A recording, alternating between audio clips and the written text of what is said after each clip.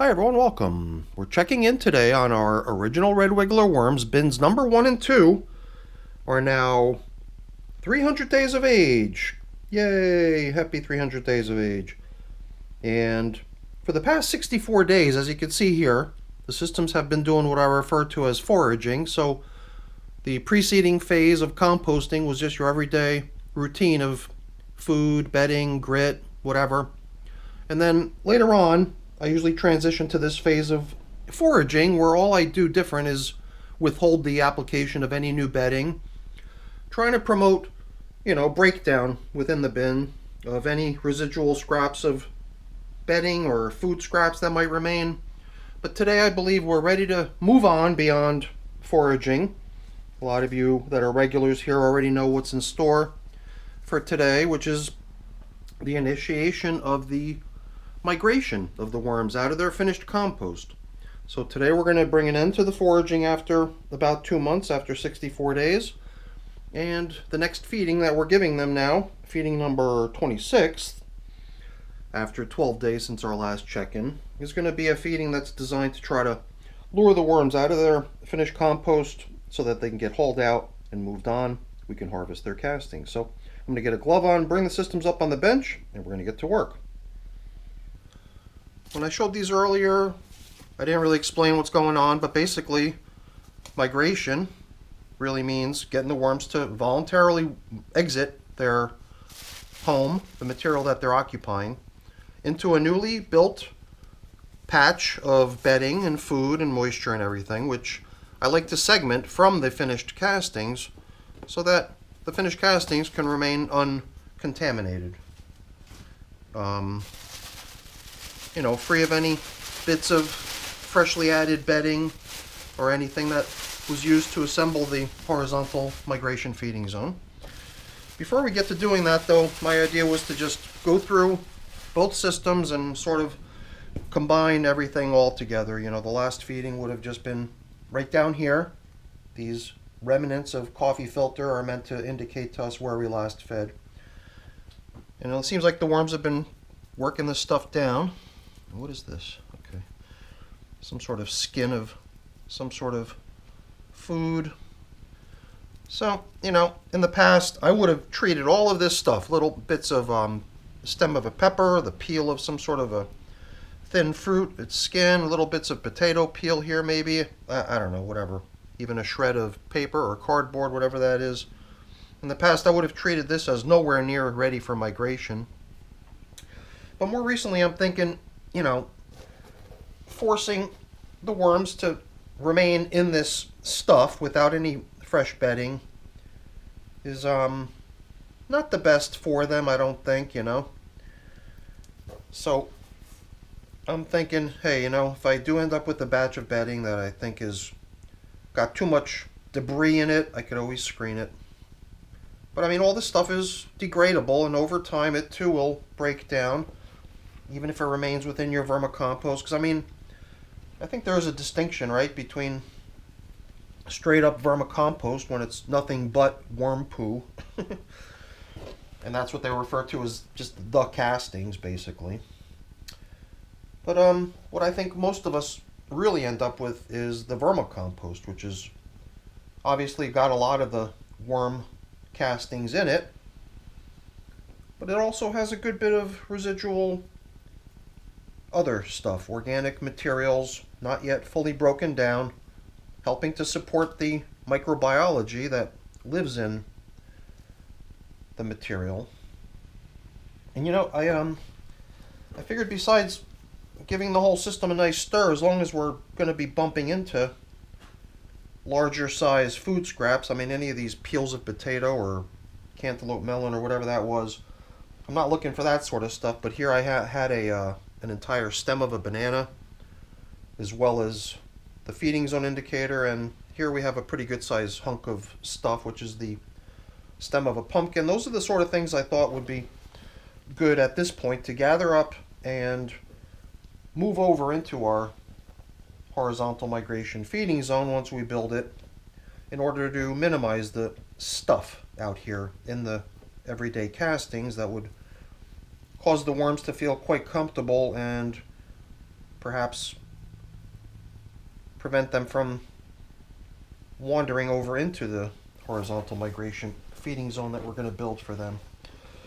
And it's not going to be a perfect shot. I guess we'll be back in here and give the material an inspection and aeration, and then at that point, if we encounter other large pieces of distracting food or anything else, we could pick those out and move them over into the horizontal migration feeding zones. But this is just our first shot at getting this process started. So it doesn't have to be perfect. There's like the stem end of some sort of a root vegetable, I think, or whatever that was. Pretty tough material. The worms have nibbled everything soft off of it, and what remains is slightly tougher, slightly slower. So we'll just include that. Here we have, if I'm not mistaken, yep, more banana stem, but I mean, look how it's been worked down. In fact, you know, this might be one of those connectors where multiple bananas hang off, and I think that's what this is. I think we actually had like 3 stems of bananas still attached to that little connector thing, where the bananas had already gotten so spoiled or whatever the case had been there, they just separated from their stems already, leaving the stems connected to their little joining hub. And you know, I still find myself excavating as if we're going to be feeding down the middle, but we're not. We're going to be on the edge. So as long as I'm kind of on that theme, why don't we proceed to excavating this far end of the bin, and that I believe will get us to the point where we've aerated and inspected everything, and then we can do the same over in bin number 2. Just felt to me like I had encountered a fairly large hunk of food down here, and man, oh man, considering that we've been feeding down the middle, I'm always surprised at how many worms we bump into when we explore the outer edges of the systems, because the worms clearly come out for a good feeding, but they're also equally content to be in material that's not been fed for some time now. This is the outer husk of a mango seed. So we've got ourselves a nice little collection of stuff here that could become the foundation for the horizontal migration feeding zone in bin number 1. Here too, another hunk of something. Like I said, in future check-ins, as we encounter that sort of stuff, we can pick it out and move it over. Another stem of a banana. Because, you know, as long as there's a nice juicy stem of a banana sticking around, the worms are going to be perfectly content just to hang out by that thing and nibble on it and never go venturing around the system to hopefully at some point encounter our horizontal migration feeding zone, which if they did encounter, they would definitely find everything that they want or need there and stay, almost guaranteed. But a lot of times just the main kick to getting them migrating and exiting their material is not so much creating the perfect attractor or lure to get them to come on over, but rather helping the material that they're in become such that they don't even want to be in it anymore. And what I'm referring to there, if you haven't guessed, is helping the material dry to help it become less comfortable for worms to be occupying. So to that end, once we get the horizontal migration feeding zone built, it'll get covered up by that piece of pink plastic that was covering these systems. And the pink plastic will be covering only the horizontal migration feeding zone to help protect it from drying. But this stuff out here is going to be left to be exposed to the air and hopefully shed some of its moisture content gradually, and then me coming in once in a while to stir the stuff around and get the dry stuff on the surface blended in will bring an overall drying effect to the entire contents of the system. So I'm just kind of geeking, and that's my code word, I suppose, for just enjoying the view here of all the worms hanging out in this stuff. I don't know why I always get surprised at how many worms I encounter outside along the edges furthest away from where the feedings have been getting applied. Although if you think about it, the way I feed when I excavate old feeding zones, you know, I displace a lot of old leftover foods and scatter them throughout in the process. So perhaps they're just finding a little hoard of food. Banana stem right there. Which, I guess in the early stages, that's the whole idea here. Let them continue working it down. But at this point, with migration initiating, we'd really like to start seeing them congregating in a place where we can haul them out. So let's get this show on the road. All we really need to do is create a space over here big enough into which we can set up a nice fresh batch of bedding. I bought down a nice assortment of different foods for them, including what's in this bag over here. It's some coconut flakes, sweetened coconut flakes. Pretty sure I've fed stuff like that in the past to the worms, so I don't think we're going to use that entire bag. Who knows, maybe we will. But figured we'd try some of that in there as well, and everything else that you saw next to the coconut flakes was just an assortment of different fruits and veggies from my freezer. I guess once we get to divvying that up evenly into both systems, we'll get a better look at what we came down here with. So I don't think we need to go much bigger than that to build our horizontal migration feeding zone. Let's do a rough fitting here to see how these partitions fit. As you can see, I've perforated them to not allow them to become an obstacle that might prevent worms from getting through and getting over to where we want them. So that, to me, I believe is a decent size for a horizontal migration feeding zone. So before we can backfill it, we gotta support it, right? So I spent a little time earlier whipping up a little bit more bedding, because what I had left here, this nice seasoned stuff off on this side, was running really low. Oh geez, there we go. The whole idea of the partition is to prevent debris from landing over on the side that has the lovely vermicompost. And then I always somehow manage to do exactly the opposite of what I'm striving for. So there we have a nice little landing pad onto which some yummy foods can get placed. Let's see if we can do a better job over here. Nope, just as messy. Perhaps it's because I'm working furthest away. If I was building these horizontal migration feeding zones over on my side, then maybe I'd be less clumsy. But I think that looks pretty good. Let's see. I can drop in a little bit of coffee. And let's see how these flakes look. I don't know if that's a lot. Whatever. We'll see how they take to it. Perhaps we've used up about half of it, which is always nice to see. And then now, let's see what else we have here. Oh boy, this is going to be a popular spot. There's a nice variety of stuff here, but it seems like one of the main events here is going to be a whole bunch of yummy banana peel.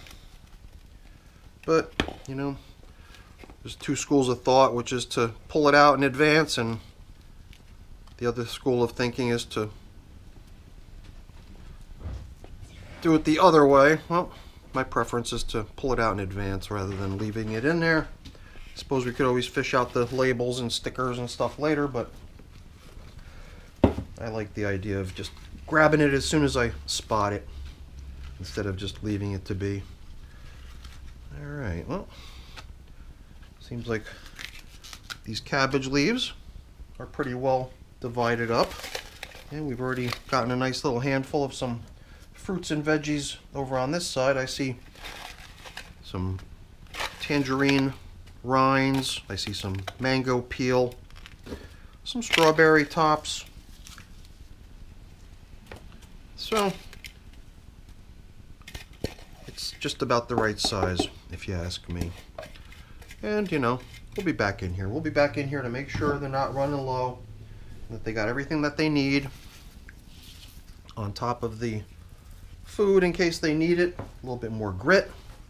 And now we can see how the whole system starts to look as we carefully level off without, hopefully without sending any over the partition wall.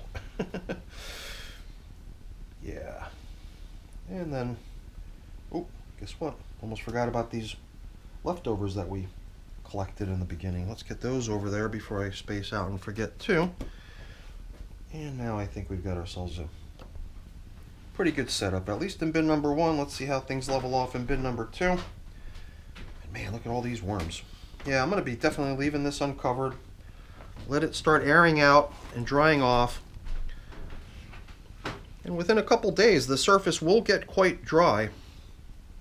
I guess it depends on how damp the material right below it is, but regardless of how much it manages to dry, even if it's just a little, I'll be coming back periodically, hopefully, if I'm not a slacker, and tilling in all the dry, blending it in to hopefully help the more damp stuff dry by being in contact with it, and then naturally bringing out to the surface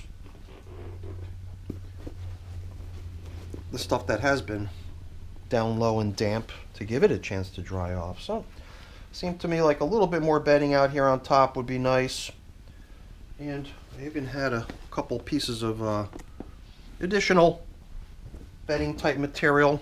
Originally I thought I'd be using it to sort of create a little seal down at the bottom corner so that debris from the feeding zone doesn't slide out. But since I've been so sloppy, it doesn't seem to matter too much. There's just going to be some stuff decorating our castings, which we can hopefully pull out later without too much effort. So let's see here. I do want to make sure that the feeding zone is well protected from drying and capable of hanging on to all the lovely moisture that's down there with the freshly prepared bedding, which is damp, as well as all the moisture that's going to come in with those frozen foods as they thaw.